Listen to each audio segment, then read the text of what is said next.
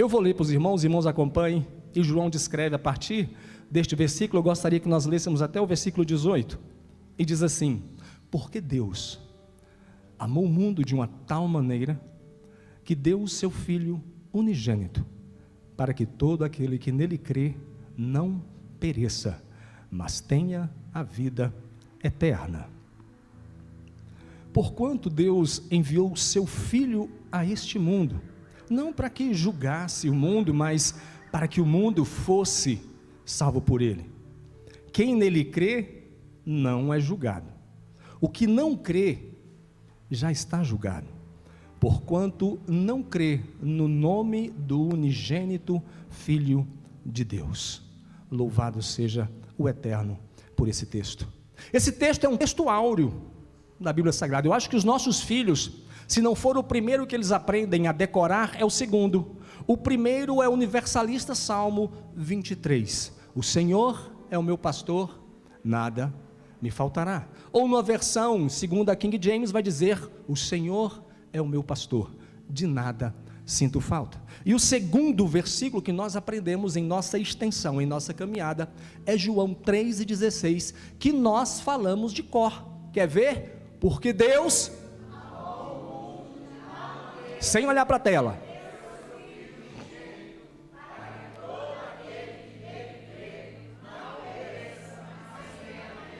oh, aleluia, tenha a vida eterna. E esse texto áureo, ele tem uma temática. Ele está falando exclusivamente de amor. E é o que nós vamos navegar esta noite aqui, no tempo que nos foi oferecido. Nós vamos falar de amor. Eu quero compartilhar com os irmãos a despeito desse texto, trazendo um pouco da exegese do que esse texto está passando para nós, e depois eu gostaria de compartilhar com vocês um outro texto, no mesmo Evangelho de Jesus, segundo descreveu o apóstolo João, que auto se denominou o discípulo amado. Quem está dizendo não foi Mateus em suas cartas que João era amado. Quem está dizendo não foi Lucas em seu evangelho que ele era amado. Quem escreve dizendo que era o discípulo amado é o próprio João. Então eu quero que você diga agora, neste momento: Deus me ama. Deus me ama. Agora eu quero que você diga, como se estivesse abraçando ele agora: Deus me ama. Está vendo essa pessoa do seu lado? Vire para ela aí e fala assim, ó: Deus te ama. Vire para o outro do outro lado, vire para o de trás e confirma para ele: Deus te ama.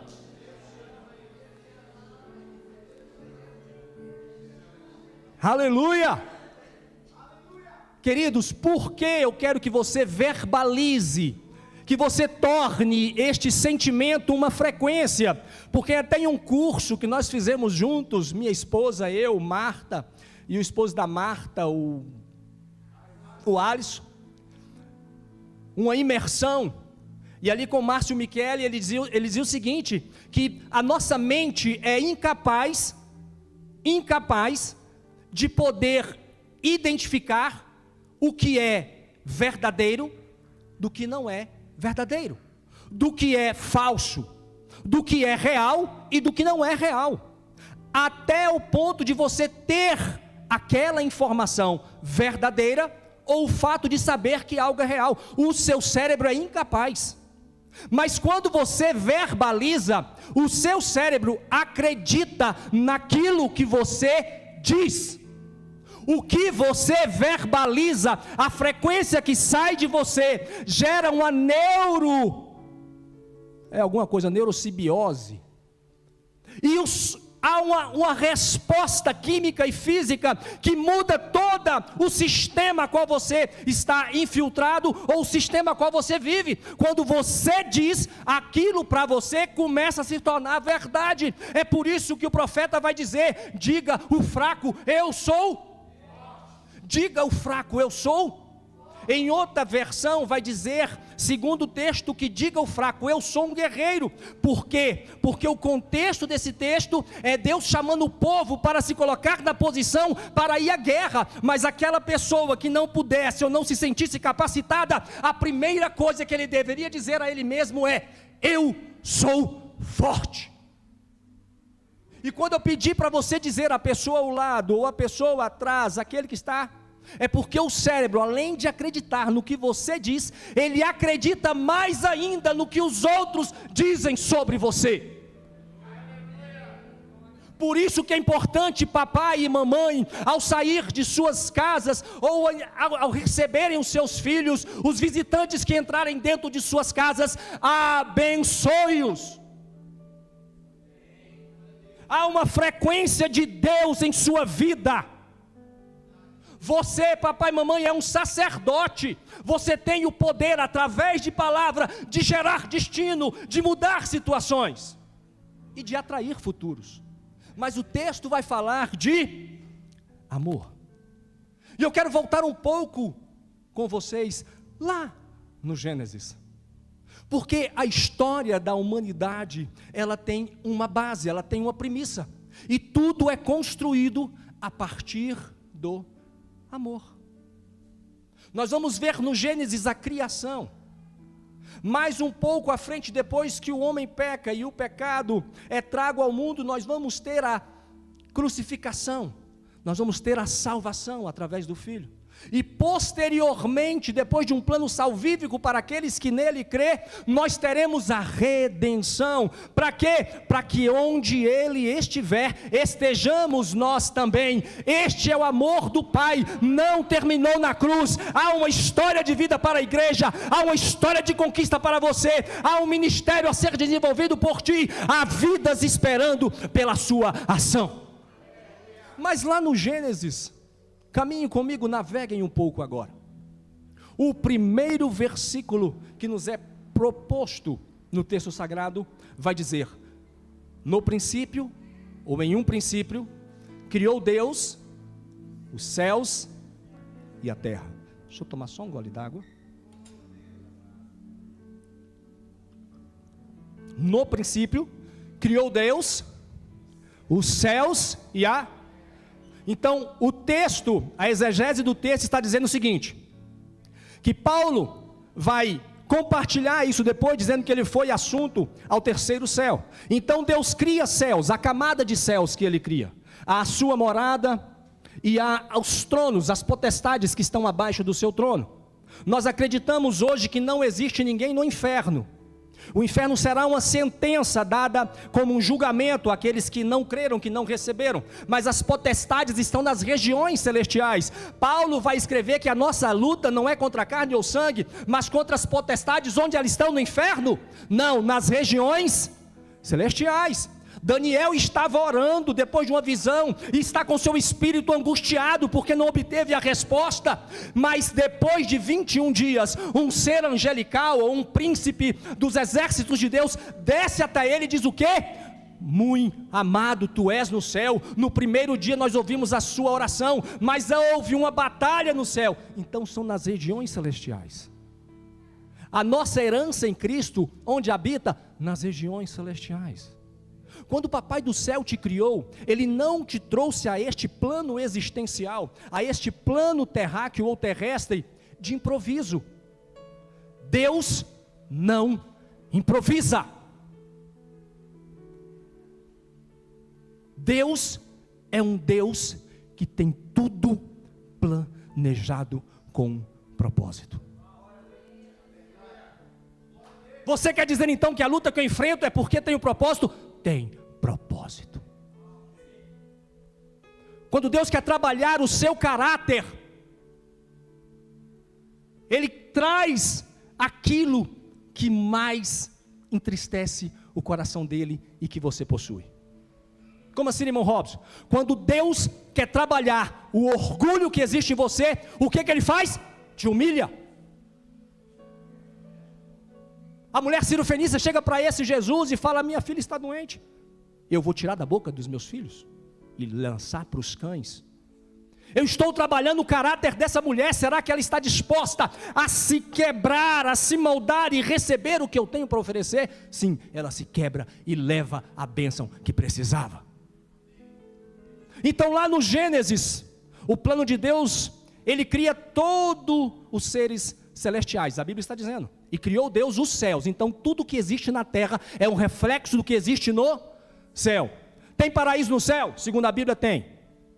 Porque nós vamos ouvir falar de anjos com certas formas, nós vamos ouvir falar de jardins, nós vamos ouvir falar de ruas de ouro, nós vamos ouvir falar de muros de cristal, nós vamos ouvir falar, então tudo que existe na terra é um reflexo do céu, e tudo que foi feito foi por intermédio de Jesus, porque sem Ele nada do que foi feito seria feito.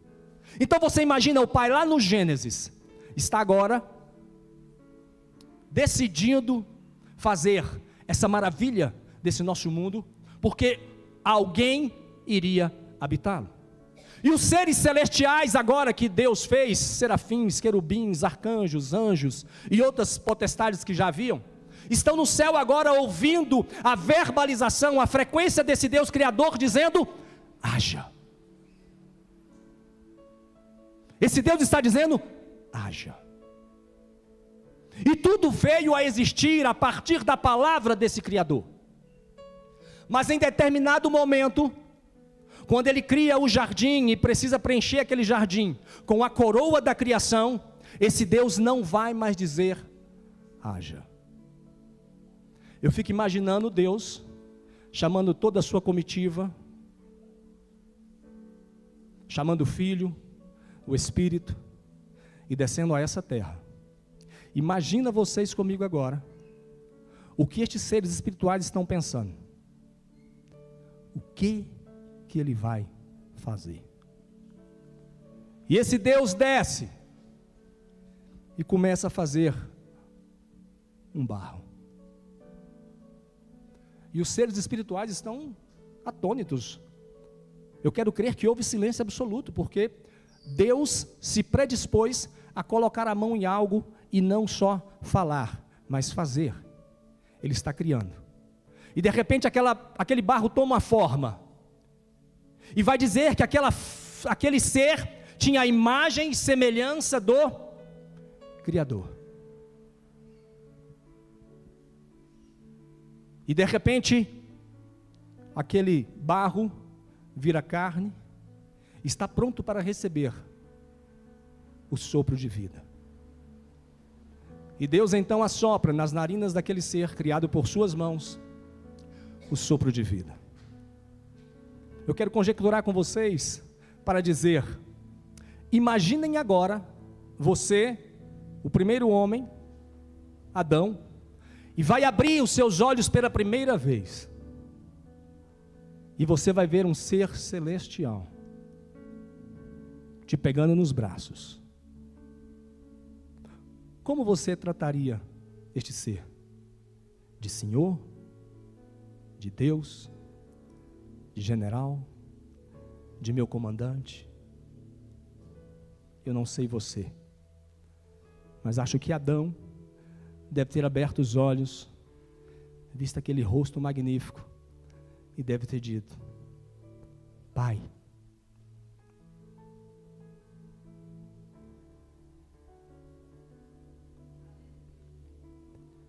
Pai, eu tenho certeza que de tudo que Deus fez, quando Ele ouviu Adão falar, seu coração deve ter explodido de alegria, porque você é a coroa da criação. Ele não fez você para o mundo, Ele fez tudo isso para você. Tudo que existe foi desse Pai. E o texto vai dizer que começa-se então um relacionamento entre o Pai Criador e sua obra-prima, Adão. E se você não sabe, ou não prestou atenção, ou talvez passou despercebido, o texto sagrado vai dizer que todo dia, na viração do dia, esse Deus descia para se relacionar com Adão. É como se o pai dissesse ao filho, fica aqui um minutinho que o papai já volta. Eu vou ali e você fica aqui no jardim que eu criei para você tomar conta. E todo dia, na viração do dia, esse Deus desce para se relacionar com Adão. Abraços, afagos, cânticos, louvores. Eu quero crer que tudo isso existiu. E olha a importância do acontecer este ato na viração do dia. Porque na viração do dia, a neurociência vai dizer que nossas transmissões têm um grande problema, porque nós temos memória de curto alcance e memórias de longas datas. São memórias que passam ligeiras e outras que nós guardamos. Mas existe um contrabalanço que é importante acontecer para que nós guardemos essas informações. Então, se durante o dia, toda informação que você recebe, seja ela de mensagens alegres, mensagens tristes, seja ela, você sorri, você chora, você fica tenso, você se aborrece, você se alegra, então toda informação vai sendo processada pelo seu cérebro. E no final do dia, a última informação que você der a este cérebro antes de dormir, será o parâmetro que seu cérebro usará para buscar as informações durante o dia, para armazená-las. Então, se você durante um dia teve um monte de informação ruim, mas na hora de deitar vai assistir Cidade Alerta, significa dizer que você vai dormir e o seu cérebro vai guardar todas as informações ruins do dia. Mas mesmo tendo informações ruins durante o dia, se à noite você for dormir e meditar na palavra, ou meditar em uma música, ou ler, ou acompanhar uma mensagem, as informações guardadas no seu cérebro serão sobre esta base. Adão não ia dormir, mesmo se tivesse um dia ruim, sem antes ter conversado com seu pai. Mas um dia esse pai desce, e vocês sabem da história. Esse pai não encontra o filho no local onde ele estava. E a pergunta de Deus para Adão é: Adão, onde estás? Essa pergunta de Deus não refere-se à condição, mas à posição. Adão não perdeu a condição de filho, mas perdeu a posição de herdeiro, de príncipe, de governo. Deus não perguntou: Adão, o que você fez? É como se Deus estivesse andando pelo jardim e perguntado: Adão, Adão, oh Adão, cadê você?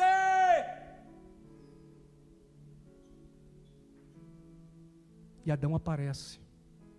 Ouvi a tua voz e tive medo.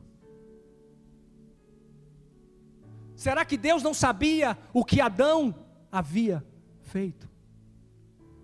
Irmãos, eu quero crer que quando o pecado foi consumado, essa simbiose que existia entre céu e terra foi destroçada, foi aniquilada. Os reinos do mundo tremeram, as montanhas devem ter se enraivecido, os mares devem ter se embravecido, o mundo tremeu porque houve uma ruptura. O pecado entrou no mundo, a ligação direta que existia entre o reino de Deus e a terra foi quebrada. O leão que andava junto com a ovelha não anda mais, porque há uma raiva nele agora. Ele não vê a ovelhinha como um par, ele vê como um alimento. Mas Deus não questiona o que Adão havia feito, mas sim: onde estás? E este é o efeito do pecado que causa em nós o afastamento deste Pai que nos amou. 1 João 4, 19 e 18 vai dizer que o verdadeiro amor lança fora todo. E o que Adão teve? Adão percebeu o que ele perdeu. Ele perdeu a presença. Ele perdeu a certeza do amor que queimava no coração dele. Existem dois sentimentos, o amor e o medo. Angústias, depressões, síndrome do pânico. Tudo origina-se no medo. Mas o amor te abraça, te afaga, te traz. E Deus pergunta a Adão: onde estás? E a partir daquele momento do pecado de Adão, há um plano salvífico para a humanidade. Você percebe que para toda ação que o diabo cria uma estratégia para arruinar, Deus tem um contra-ataque? Existe uma ação do diabo para destruir esta geração. Existe uma ação do diabo para aniquilar a reverência.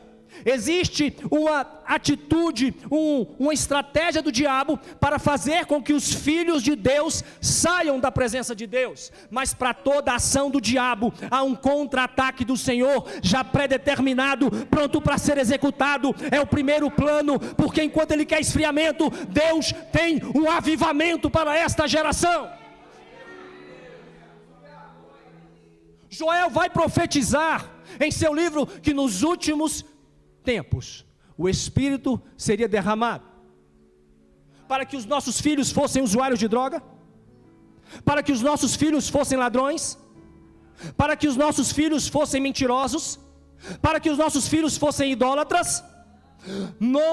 E derramarei do meu Espírito, e os vossos filhos profetizarão. Há uma palavra de Deus para esta geração. Enquanto ele pensa que os nossos filhos serão roubados da presença para o mal, há uma sentença de Deus dizendo: os filhos de vocês, os filhos de Deus profetizarão.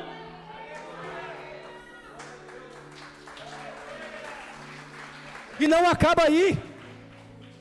O texto continua: o Espírito está sendo derramado, os filhos profetizarão, os jovens terão visões, e os velhos reumatismo, depressão, osteoporose, Alzheimer. Os nossos velhos terão sonhos de Deus. Há sonhos de Deus sendo derramados nesta casa, há sonhos de Deus sendo derramados no Brasil, há sonhos de Deus para os filhos maduros, a fim de trazer novamente o reino de Deus para esta terra, envolvendo as nações, envolvendo o povo, transformando todos os ambientes. O diabo pensou que venceu. A todo tempo o diabo pensa que vence. E quando ele vai, tem um ditado que acho que é mineiro: enquanto vem com fubá, eu já venho com angu. Eu estou velho assim, vocês não sabem. Eu acho que é mais ou menos assim. Enquanto vai com fubá para preparar, o outro já vem com angu. Então, enquanto o diabo pensa que ele vai aniquilar, Deus tem uma resposta presente para o seu povo. Ele não é pego de surpresa. Então esse amor de Deus, quando o homem peca, existe um plano traçado para a recuperação deste homem. E nós chegamos então à expressão máxima do amor deste Deus. O versículo em ocasião, lá em João: porque Deus amou o mundo de tal maneira. Nós temos aqui, irmãos, eu vou correr porque o tempo já está passando, e nós temos alguma característica do amor de Deus. O que eu expressei agora é a procedência do amor, é onde ele se originou, é de onde ele veio. Esse amor de Deus independe da sua ação, ele te ama e ponto final. Não estou falando de salvação, estou falando de amor. O amor dele é para todos, é para quem está aqui na igreja, é para o outro que está na rua, é para você que está guardado no lar, mas é para aquele que está nas festas. O amor de Deus é derramado para todos. A procedência desse amor é no próprio Deus, porque Ele é amor. Ele não tem amor, Ele é o amor. É natural de Deus ser um Deus bom. O pastor Renato vivia dizendo isso aqui, ainda deve falar, né? Deus é bom. Diga isso: Deus é bom, e a todo tempo. E essa bondade dele tem fim? A bondade dele não tem fim, é para sempre. Então a procedência do amor de Deus é no próprio Deus. 1 João 4,8 diz: aquele que não ama, não conhece a Deus. 1 de Coríntios, Paulo escrevendo aos irmãos, 1 de Coríntios 16, e 22 vai dizer que quem não ama a Deus, seja amaldiçoado. É simples assim. Olha que amor. Existe uma canção que diz que esse amor me persegue.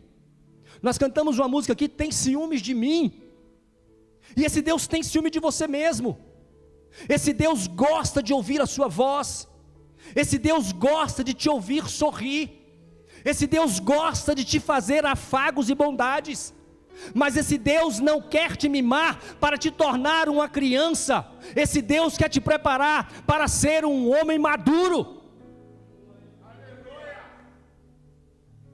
E como eu me preparo para se tornar esse homem maduro? Me entregando e me relacionando com esse Deus. Então a procedência desse amor é no próprio Deus. Existe um teólogo chamado James Inell, em sua obra que ele escreve Conhecendo a Deus, ele define perfeitamente este versículo que nós acabamos de ler. Ele descreve assim, abre aspas: o amor de Deus é um amor que não hesita em fazer sacrifícios por seus filhos. Ele dá, e dá de novo, e continua dando, até que se possa dizer que Ele deu tudo. Na verdade, Ele entregou o que de melhor Ele tinha para você, o seu próprio Filho. Deus é de fato o grande procurador, aquele que persegue o homem. Ele tomou a iniciativa de vir até nós através de Jesus. Então o texto agora está dizendo para nós que Deus nos amou. Então, quando nós vemos esse texto, e no contexto que está acontecendo aqui, é justamente Nicodemos, um catedrático, um fariseu, um príncipe em Jerusalém, e tem visto os acontecimentos e os milagres que Jesus tem operado. Então ele marca um encontro com esse Jesus, e esse encontro acontece nas madrugadas. Irmãos, e para o judeu, até hoje, ele não aceita que esse Deus ama a humanidade. Então a primeira coisa que ele chega para conversar com esse Jesus, ele o chama de Rabi. Ele reconhece que este homem é um mestre. Você tem grandes ensinamentos, porque o que você diz e da forma como você fala, se você não tiver vindo de Deus, é impossível. E então Jesus vai dialogar com este homem, e o interesse de Nicodemos é verdadeiramente ver o reino. Ele quer ver o reino. E Jesus vai dizer a este catedrático, um acadêmico, um letrado, um conhecedor da lei, vai dizer para ele o quê? Não, para você conhecer o reino, é necessário nascer de novo. E esse catedrático vai perguntar para Jesus: mas peraí, eu não estou entendendo, como pode um homem velho voltar ao ventre da minha mãe para nascer de novo? Não, não é esse nascer. Não se nasce da carne outra vez, mas se nasce do sangue, da água, do Espírito. E ele vai conversando com este homem, e o que este homem quer é extrair de Jesus uma certeza: Deus me ama. Mas para o judeu, esse Deus não pode se revelar ao mundo.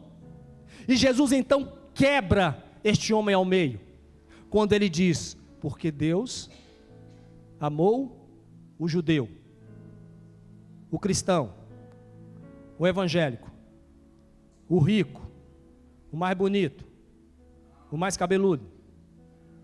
Amou quem? Este mundo engloba todos. Olha, você desconstruindo uma narrativa criada, ou um ensinamento aplicado durante toda uma vida, uma jornada, e este homem agora está com Jesus e reconheceu a sua naturalidade, a sua natureza divina, e esse ser divino está dizendo para ele: não, Deus ama a todos. Mas como assim ama a todos? E não só ama a todos, ele ama de um modo tão intenso, de uma forma tão intensa, ele é tão intencional nesse amor, que ele anda atrás deste povo a todo tempo. A mensagem de Deus é anunciada, é pregada a todo tempo. A humanidade que tem se virado contra esta palavra. E este amor do Pai para com a humanidade tem apenas um objetivo. Ele quer novamente um relacionamento mais íntimo com os seus filhos. Ele quer um relacionamento mais íntimo com a sua criação. E Ele ama este mundo de tal maneira que Ele entregou o que de melhor Ele tinha. Para quê? Para que todo aquele que nele tenha vida. Nós temos 2 pontos aqui agora. Nós estamos falando de amor, e agora neste ponto, na segunda parte do versículo, nós estamos falando de salvação. Perceba que o amor de Deus é para todos, mas a salvação é para todos? A salvação é para quem? Para quem? Opa! O amor de Deus é suficiente para permitir que eu creia. E no decorrer do texto, se você continuar lendo até o versículo 18, vai ler: porque quem não crê já está condenado. Aqueles que não creem já estão condenados, por isso a sua responsabilidade como ovelha, a sua responsabilidade como servo, a sua responsabilidade como igreja, é levar o reino de Deus a todos. Há um chamamento para que você venha fazer parte daqueles que querem fazer a diferença. Vou fazer uma pergunta para vocês e não se constranjam. Quem aqui ama Deus? Quem ama Deus? Opa! Agora, com qual extensão você ama esse Deus? Responda para mim uma pergunta, ela é retórica. Você não precisa levantar a mão e não precisa gritar alto. É uma pergunta reflexiva. Quem tem pet aqui? Cachorrinho, gatinho? Quem ama seu pet? Ninguém tem cachorrinho? Só eu em casa? O povo não gosta de gatinho, não. O povo não gosta de cachorrinho, não. Mas enfim, queridos, é justamente para perguntar, porque as pessoas têm denotado um amor, uma afeição a estas criaturas, mais do que nós denotamos aos filhos de Deus, aqueles que carregam a imagem e a centelha da vida, a chama do Deus eterno, do sopro sobre eles. Porque a pergunta era: se você tivesse aquele vizinho encrenqueiro, chato, barulhento, que faz som toda sexta-feira, com churrasco, mas na hora que você pega um violão para tocar, ele vai dizer que tu está incomodando ele. Isso não acontece comigo, não. Mas digamos que a sua casa e a casa dele pegue fogo, e o seu cachorrinho está na sua casa, e você só pode salvar um. Quem você salvaria? Responda você. Porque o próprio Jesus vai dizer que é impossível você amar a Deus a quem você não vê, se você não amar o seu irmão, aquele que você vê. Nós precisamos criar um afeto pela sociedade que está à mercê, que anda à margem. Nós temos que ser esses seres transformadores. Alguém perguntou para um pastor em um podcast: eu queria ver Jesus. Quem quer ver Jesus? Olha para o irmão do seu lado aí. Olha para o irmão do seu lado aí. Olha bem nos olhos assim, olha bem nos olhos assim, ó. Pode olhar, irmãos. Sabe por quê? Ele é a imagem e semelhança do Criador. Ele carrega o que Jesus tem. O amor do Pai habita nele, habita em você. Você é a semelhança do Cristo que você serve. O mundo não precisa ver Jesus ainda vindo em glória, ressurreto, maravilhado, glorificado. O mundo precisa ver Jesus em você. Este amor não valerá de nada se nós não sermos as pessoas que transmitirão esse amor ao mundo. Nicodemos não entende absolutamente nada, e ele está dizendo: quem crer será salvo, mas quem não crer será condenado. Efésios 2 vai dizer: ele vos vivificou, estando nós ainda mortos em ofensas e em pecados. Em outro tempo andávamos segundo o curso deste mundo, segundo o príncipe das potestades, mas agora opera em nós o amor dele, e somos chamados filhos da obediência. Existe um propósito em Deus para você viver este tempo, e o propósito de Deus para a igreja neste tempo é ser a expressão do amor dele para rebanhar, conquistar, atrair, trazer e fazer permanecer, para que eles vivam este amor de Deus. Este amor do Pai, que atrai ainda multidões. E o tempo vai passando e vamos correr um pouco aqui. Eu gostaria, queridos, porque quando eu disse que esse amor do Pai nos persegue, o salmista Davi vai escrever lá no Salmo 139. Para onde? Para onde eu fugirei? Se subo na mais alta montanha, lá tu estás. Se eu faço do Sheol, se eu faço das profundezas a minha habitação e coloco ali a minha cama, ainda assim ali o Senhor estás. Esse amor te persegue, esse amor não te abandona, esse amor te enche, esse amor te preenche para fazer a vontade do Pai aqui na terra. Louvado seja o nome do Senhor Jesus. Esse amor é tão completo que, se durante a sua caminhada, a sua vida, o seu pai te abandonar, Deus te ama. Se a sua mãe te abandonar, Deus te ama. Se os seus amigos te abandonarem, Deus te ama e não te abandona. Oh, aleluia! Saiba de uma coisa: o alvo do amor de Deus é você. Ele te ama. Ele te ama, querido. Ele quer te encher da glória dele. Ele quer te encher deste amor. E Nicodemos não consegue entender o que o mestre está passando para ele. E o mestre vai dizer que, assim como no tempo de Moisés se levantou uma serpente no deserto para que as pessoas que fossem enfermas olhassem para a serpente e fossem curadas, da mesma forma o Cristo seria levantado, mas agora não para a cura, não para a cura física, mas para a cura da alma, porque todo aquele que visse Jesus no madeiro e olhasse para esse e entendesse nele crendo, receberia a salvação. Mas Nicodemos não entende isso. Nicodemos sai. E eu quero discorrer um pouco à frente, que eu falei que eu iria falar sobre este amor em João 13,16, mas eu queria que nós fôssemos também para João 21:15. Que Jesus em determinado momento pergunta para Pedro, depois de terem comido, perguntou Jesus a Simão Pedro: Simão, filho de João, ama-me, ou tu me amas mais do que estes outros?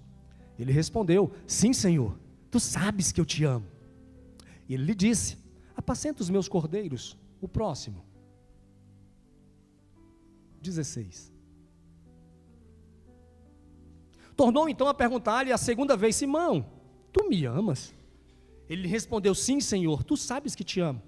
Disse Jesus: pastorei as minhas ovelhas. 17. Pela terceira vez Jesus lhe perguntou: Simão, tu me amas? Pedro entristeceu-se por ele ter dito pela terceira vez: tu me amas? Então Pedro respondeu: Senhor, tu sabes todas as coisas, tu sabes que eu te amo. E Jesus lhe disse: apacenta as minhas ovelhas. O que eu quero compartilhar com você é que nesse interregno, onde do encontro de Jesus com Nicodemos, agora nós temos aqui um outro fato, Jesus com os seus discípulos, falando perfeitamente a Simão sobre o amor. E há uma pergunta que precisa ser respondida, mas não de forma objetiva. Esse questionamento de Jesus a Pedro é uma pergunta reflexiva. Mas por que Jesus está insistindo com Pedro em saber de Pedro se tu me amas? Nós temos que voltar um pouco nesse texto para poder contextualizar para vocês. Em João 13:21, quando Jesus se reúne com os seus discípulos para então realizar uma ceia, um momento de comunhão, de unidade, de pacificação, de regozijo, de alegria. Eles estão assentados à mesa para participar da ceia, e Jesus então está preparando o pão e vai servir aos seus discípulos a ceia. Mas se vocês forem lá em casa, vocês vão ver que o próprio Jesus, ele sente um peso na alma e ele precisa dizer algo aos seus discípulos. Mesmo sentado aqui neste momento de alegria, um de vocês vai me trair. E de repente então aqueles discípulos ficam atônitos e um começa a olhar para o outro. Mas João, que não é bobo, que escreve e descreve e o define como discípulo amado, vai dizer que ele estava com sua cabeça encostado bem no peito de Jesus. E então começa a perguntar para Jesus: Jesus, sou eu? E Jesus vai dar uma ordem dizendo que o que aconteceria naqueles minutos ali definiria quem seria o traidor. E no Evangelho de João diz que Jesus prepara o pão e entrega então ao traidor. E ele se revela, mas só para Jesus, porque ninguém sabe o que aconteceu. E o traidor sai então, e os discípulos vão pensar que ele saiu para comprar algo, porque ele é responsável pela bolsa, era o tesoureiro do grupo. Você percebe que em toda equipe que nós andamos tem sempre um diabo, tem sempre alguém tentando roubar a sua paz, tem sempre alguém tentando te trair. Mas nas lideranças que Jesus definiu para o seu grupo, para a sua igreja, você está apto para lidar com esses traidores. Mas eu me desapego do traidor aqui e volto o foco a Pedro. Pedro então se levanta e diz: de forma nenhuma, Senhor, eu te amo, e por ti darei a minha vida. E Jesus diz a Pedro: Pedro, calma, antes que o galo cante, 3 vezes você vai me negar. Pedro não entendeu aquilo de forma alguma. Eu te negar, logo eu que estou com o Senhor esse tempo todo, eu sou mais chegado, eu sou mais velho, sou experimentado. Até porque, irmãos, os teólogos, os biblicistas, eles vão apontar um outro direcionamento. A indústria cinematográfica de Hollywood tentou nos apresentar os discípulos como sendo homens mais velhos que Jesus. Já viram? O primeiro filme de Jesus que eu vi, os discípulos pareciam ter 60, 50 anos e Jesus 30. Os biblicistas hoje vão dizer que não, isso aqui eram garotos. O mais velho, Pedro, aproximadamente 22 anos de idade. Todos os outros entre 16 e 17 anos. Porque a atitude desses discípulos dá o direcionamento que eram garotos, eram jovens, porque a coisa mais difícil que tem é mudar o coração de um homem. Mas o coração dos garotos estão sedento para ouvir Jesus. É por isso que há um avivamento crescendo no Brasil, há um avivamento vindo pelo mundo, buscando este grupo de pessoas, buscando essa geração, para que eles continuem profetizando e dizendo a todo tempo: Maranata, ora vem, Senhor Jesus. Ora vem. E Pedro então levanta e: não, Jesus, não vai acontecer. E a história vai nos mostrar que Jesus é capturado. E no Getsemane, logo ali, Pedro saca uma faca, uma espada e corta a orelha do soldado, do sacerdote. E Jesus manda ele reter aquilo e recupera a orelha daquele homem. E Jesus então é levado ao sinédrio. E Pedro nega Jesus. 1, 2, 3 vezes. Depois da terceira o galo canta. Jesus então é levado, é crucificado, é morto. E neste ponto, em João 21, que eu li com vocês, Jesus já está ressurreto. Ele aparece aos seus discípulos. E neste ponto, pela terceira vez. A primeira vez os discípulos estão em casa, escondidos, com medo do sinédrio. Porque eles crucificaram Jesus, não porque ele se declarou filho de Deus. Eles crucificaram Jesus não porque ele diz ser o alfa e o ômega. Eles crucificaram Jesus por uma ordem econômica. Sim. O templo em Jerusalém era o maior banco do Oriente Médio. Os escribas, fariseus, surrupiavam do povo, sugando o seu dinheiro. Porque o perdão dos pecados deveria ser pago aos sacerdotes. E Jesus então vem apontando uma outra forma revolucionária de perdão de pecado: os teus pecados estão perdoados, vai e não peques mais. Como assim? Esse homem vai destruir o império econômico da nação. Crucifica-o. E Jesus então é crucificado e aparece agora aos seus discípulos pela terceira vez. Agora imagine vocês, irmão. A primeira vez Jesus aparece, paz com todos, e o texto de João não dá maior detalhe. A segunda vez aparece para eles, mas com Tomé, e Jesus mostra a Tomé as suas marcas. E a terceira vez agora, irmãos, aparece Jesus na praia. E os discípulos estão pescando. E aquele homem na praia pergunta: tem peixe? Tem comida? E eles percebem que é Jesus. E Jesus agora vai falar com quem, irmãos? Pedro. Sabe aquela conversa que nós não terminamos lá na ceia? Eu queria terminar agora com você aqui. Porque você falou para mim que daria a vida por mim. E a palavra amor naquela ocasião é a palavra ágape.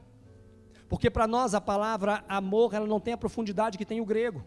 O grego apresenta pelo menos 4 formas de amor: storge, que é familiar; phileus, que é entre pai e filho; nós temos o eros, que é um amor mais sexual, e temos o amor ágape, que é o amor sacrificial de Deus para com o homem, aquele que se dá sem pedir nada em troca.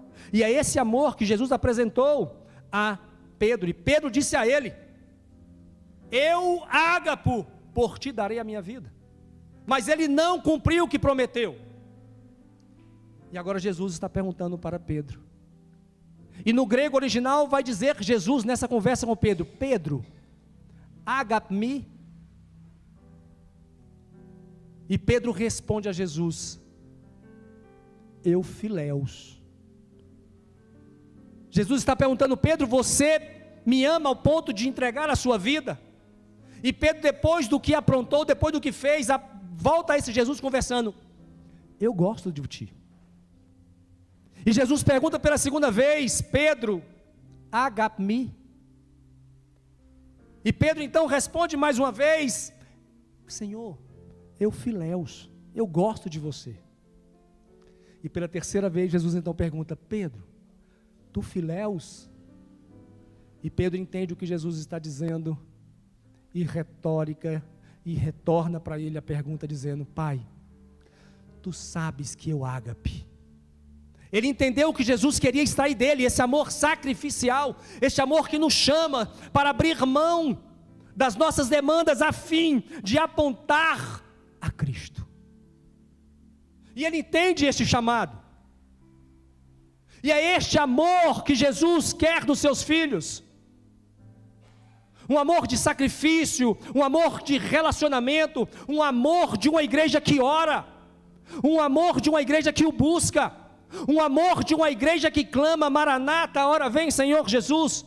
Nós temos o poder em nossas mãos de atrair a vinda de Cristo, mas a igreja está se abstendo desse quesito, desse poder, porque nós abandonamos as orações.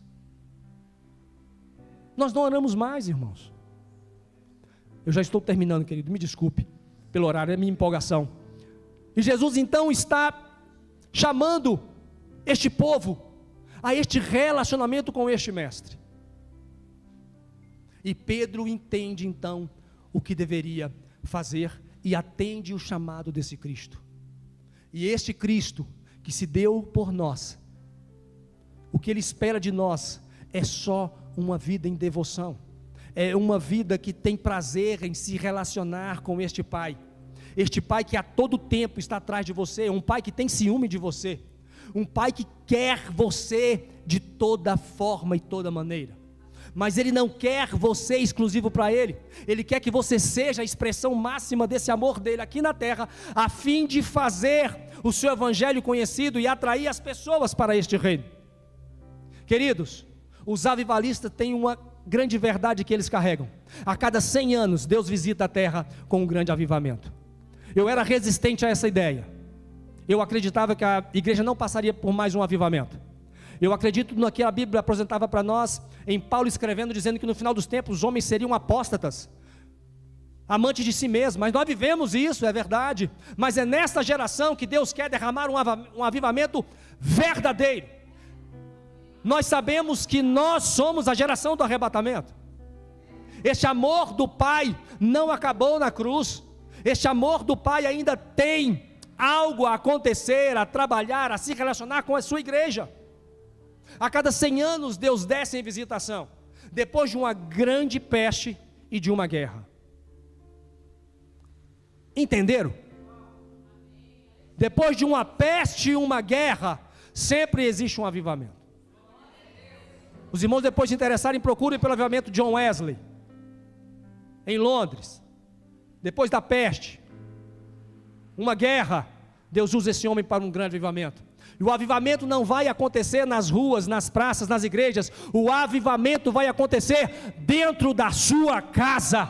É no recôndito do seu lar. Você tem uma centelha, uma chama de Deus em você. Tem fogo para você, tem azeite para você.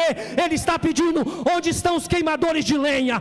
Onde estão os queimadores de lenha? Tem amor sendo derramado, a provisão de Deus para você. Oh, aleluia! Eu gostaria que você ficasse de pé. Oh, louvado seja Deus.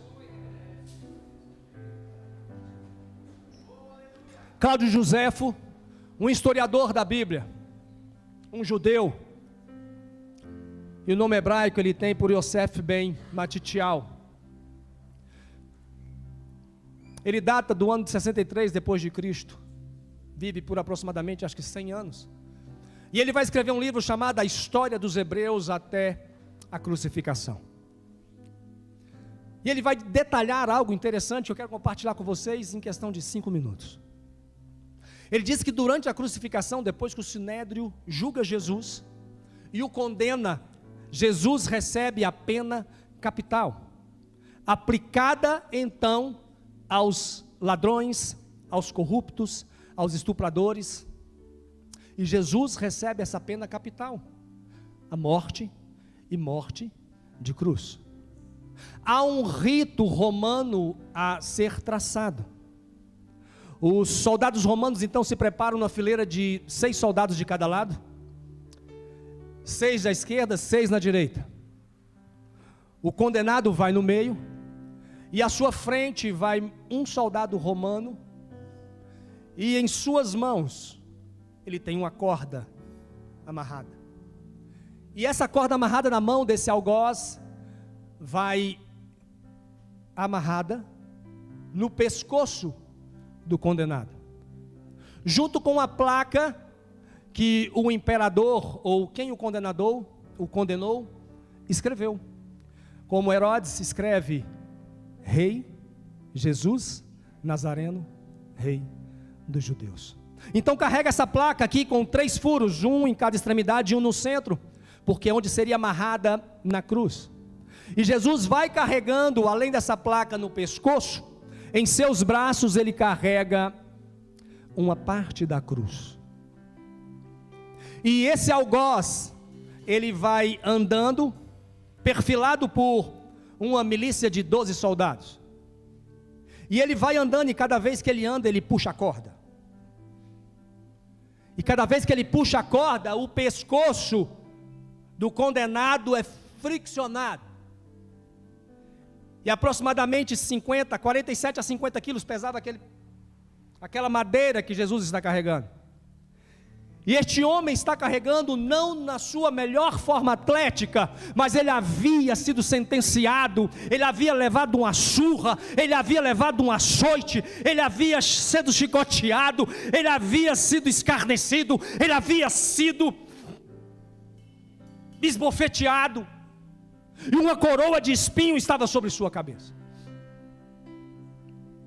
E toda Jerusalém então para deslumbrar a sentença daquele condenado. E ele vem andando, e o algoz vem puxando a corda, e cada vez que puxa, o pescoço do condenado é friccionado. Coloca para mim na tela Isaías 53. E é neste momento que essa profecia de Isaías se cumpre, como ele diz assim: quem deu crédito à nossa pregação? A quem foi revelado o braço do Senhor? Porque ele veio subindo como um renovo, e estava perante ele como a raiz em uma terra seca. E nesse momento ele não tinha aparência e não tinha formosura. Deslumbre esse ambiente, sangrando, machucado. E nós olhávamos para ele, mas não víamos nele beleza alguma que nos agradasse. Próximo. Ele era desprezado. Quando Jesus estava caminhando pelas ruas de Jerusalém, a multidão cuspia, blasfemava, xingava, apedrejava aquele condenado. Mas como ovelha muda, ele não abriu a sua boca. Era desprezado e o mais rejeitado entre os homens, homens de dores e que sabia padecer, como um homem de que os outros homens escondiam o rosto, porque tinham vergonha dele. E ninguém naquela época fez dele caso algum. O próximo. Certamente, ele levou sobre si todas as nossas enfermidades. As nossas dores estavam sobre ele, e nós o reputávamos por aflito, ferido de Deus e oprimido. Mas ele foi transpassado pelas nossas transgressões, moído por nossas iniquidades. O castigo que nos traz a paz estava sobre ele, e pelas suas pisaduras fomos. Olha só o que o profeta está dizendo neste momento. Esta palavra bíblica está sendo concretizada no momento da crucificação de Jesus. Jesus está sendo levado, e o historiador Cláudio José vai dizer que onde ele pisava, por ele estar sangrando, ficavam marcas de sangue. Onde ele andava, ficavam marcas de sangue. E entre aquelas pessoas que escarneciam, cuspiam, blasfemavam, apedrejavam, tinham pessoas que precisavam de cura, tinham pessoas com problemas físicos, tinham pessoas que precisavam encontrar um acalento para as suas enfermidades. E Jesus ia caminhando, e de acordo com a multidão ia oprimindo, as pessoas pisavam no sangue de Jesus, eram curadas na mesma hora. Pelas suas pisaduras o povo era curado. Esse Jesus que sofreu essa morte horrenda, esse Jesus que padeceu em seu lugar e no meu lugar, ele é a expressão máxima do amor do Pai. Ele te ama. Ele quer ter um relacionamento com você. Se você quer viver um avivamento de Deus neste tempo, comece em seu lar e no seu quarto. Seja você o agente que Deus precisa para transformar essa nação. Seja você o filho que Deus procura para entregar o governo desta nação, porque Ele está atrás dos filhos maduros, porque Ele nos ama. Cadê o mensagem de louvor? Canta só esse pedaço. Me ama.